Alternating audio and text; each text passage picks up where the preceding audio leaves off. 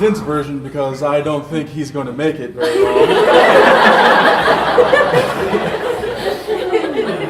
So how about we just get this thing moving? The tradition and seriousness of marriage, I think you both will understand, and that you're making a pledge here today in front of all of these witnesses and God around being eternal and loving and dedicated to each other for the rest of your lives. Is that something that you're entering in willingly here today? Yes. All right, so these two have prepared their own vows, and I'm going to skip my sermon and go directly to that. Can we get the rings, please?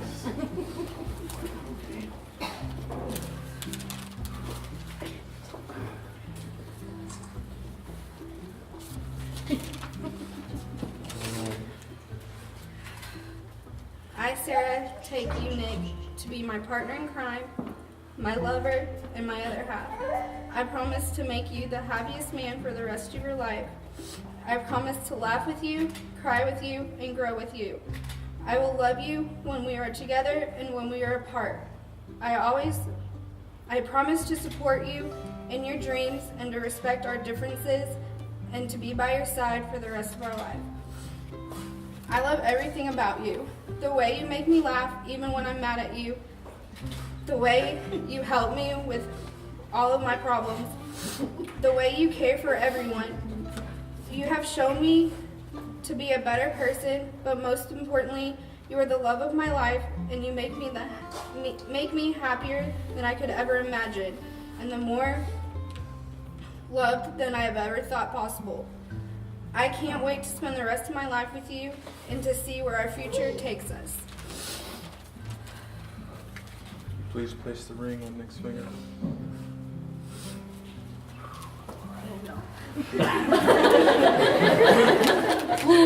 All right, let's see if I can make it through this. Sarah, when we first started talking, I had no idea where it would lead, nor did I have any clue that it would lead to anything at all. But after our first date, when we spent all night talking and getting to know so much about each other, I knew that whatever was going to happen was going to be special. Then something did happen. We began to spend more and more time together, and we began to learn more about one another. Our feelings for each other grew stronger with each passing day. Before I knew it, I realized that you were, in the famous words of Macho Man Randy Savage, the cream of the crop. Oh yeah!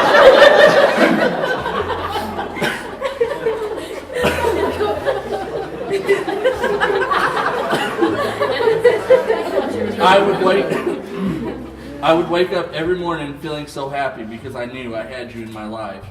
It was not long before I simply fell in love with you. I fell in love with all of you. Now, I'm not a smart man, but I know what love is.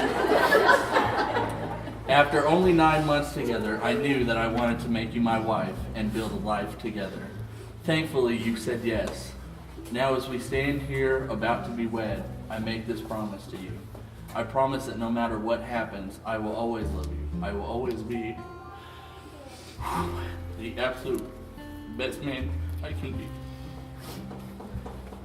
Which won't be hard because you make me a better person. Whew. All right. It was funny in the beginning. I promise to be your support through everything in life as you have been mine, even when you didn't know it. I have been through a lot in my life, and for a long time I wondered if I would ever find the one for me, now and forever. Oh, wait. Yes. Then you came into my life, and I promise I will never let you go. You are my life, my heartbeat, my everything.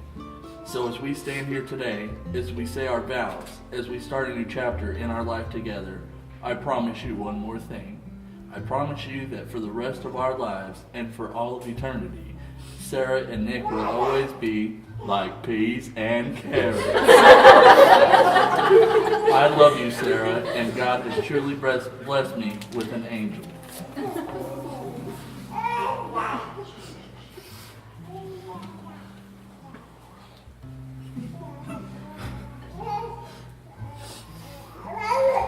All right. Now, please repeat after me. Nicholas Robert Foster, I, Nicholas Robert Foster, take Sarah Jane Valencia to be my wife, always and forever.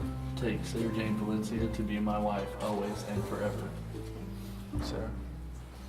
I, Sarah Jane Valencia, I, Sarah Jane Valencia, take Nicholas Robert Foster, take Nicholas Robert Foster and for some reason to be my husband always. To be my husband always and forever. to be my husband for always and forever. All right. Now, if there's anyone who has just cause, please speak now. Forever hold your peace.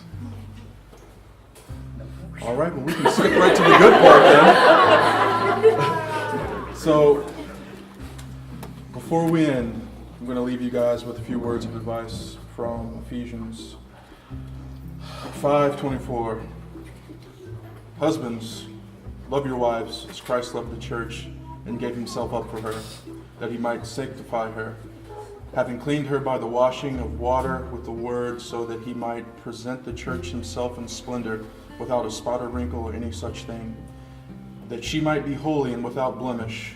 In the same way, husbands should love their wives as their own bodies. He who loves his wife loves himself. For no one ever hated their own flesh, but nourishes and cherishes it, just as Christ does the church.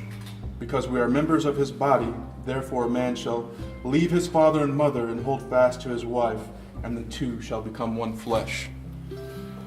It's in this moment that you two are becoming one flesh. And what that truly means is that you're tying yourselves to each other. So, if you'll each give me your left hands. Now, in tying this knot, you're literally tying the knot, guys.